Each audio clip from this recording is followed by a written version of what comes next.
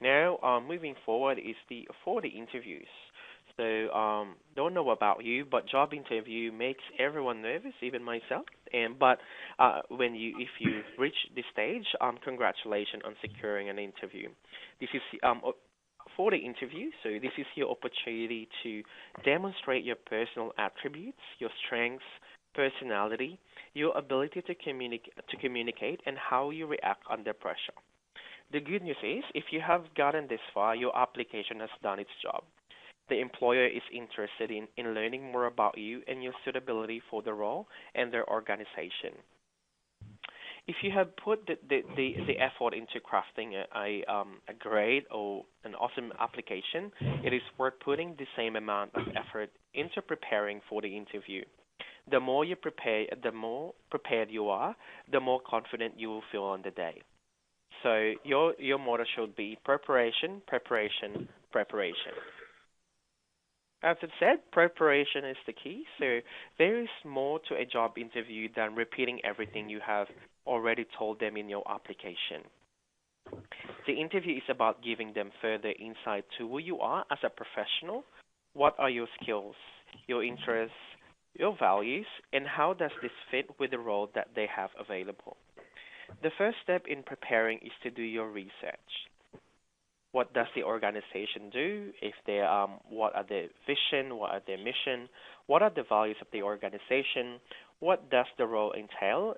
And why do you want to work there? It could be the work culture, or if you know someone who works in that organization, and also to develop rapport. Once you have your answers prepared, practice. So you can practice with a friend or family members, or even visit your career services at university. So that's what they're there for. So you need to be able to explain to the employer why you have applied. Focus on the skills required, the opportunities available within the organization, and the values expressed in the mission statement. These are the connection the employer is wanting to make. On the day of the interview, take extra care with your appearance and make sure you're dressed appropriately.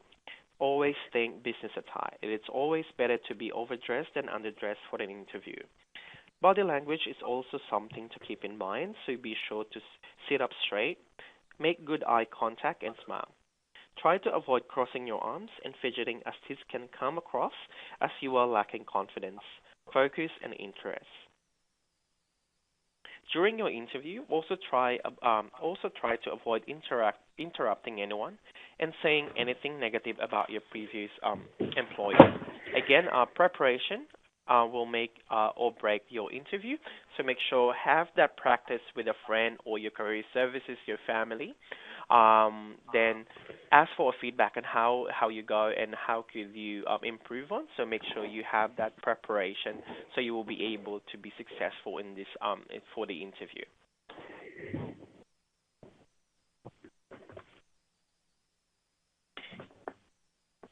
Next is the behavioral type questions interviews. So behavioral questions are often used by interviewers to hone in on your skills, abilities, and behaviors.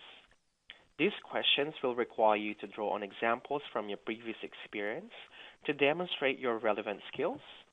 You may give more in-depth example from the selection criteria responses in your application, or maybe perhaps you'd like to give other example of your skill sets to show more of a range. The purpose of these questions is for the interviewer to understand what skills you have that are relevant to the role, and when you have demonstrated the competency in the past. For questions like this, you can use examples from work experience, university assignments, volunteering, or other extracurricular activities. So before your interview, review the position description of the job and list the key qualities that they are looking for in the candidate. Then research some commonly asked behavioral questions and try to prepare some responses to this while displaying how you have the qualities they're searching for.